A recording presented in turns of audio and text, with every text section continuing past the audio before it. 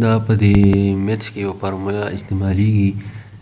چې هغه ته مونږ بډماس ورته وایو. په دې بډماس کې د بي مطلب دی بریکټ، د او مطلب دی آرډر، د ډي مطلب دی ډیویژن، د ام مطلب دی ملټیپلیکیشن، او د ا مطلب دی ایډیشن، او د اس مطلب دی سبټریکشن. د دې مطلب دا دی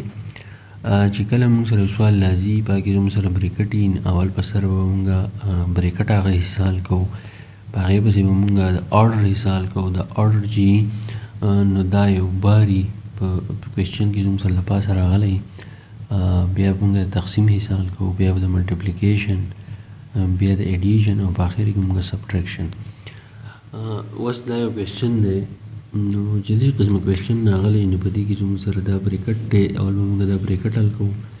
دا به دې ختموو، بیا له پاسه زموږ سره دا بار دی، دا بار به ختموو،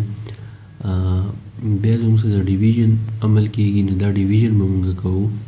د هغې نه علاوه بیا موږ دا ملټیپلیکیشن کوو، په هغې پسې بیا زموږ سره ایډیشن راځي، او په آخره کې زموږ سره بیا ملټیپلیکیشن راځي.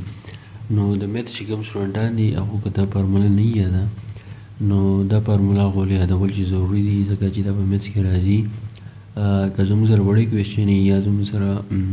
د فریکشن سوالات دي، یا زموږ سره د بریکټ سوالات دي، نو دا فارموله چې ده دا په هغې کې ډېره مددګار وي.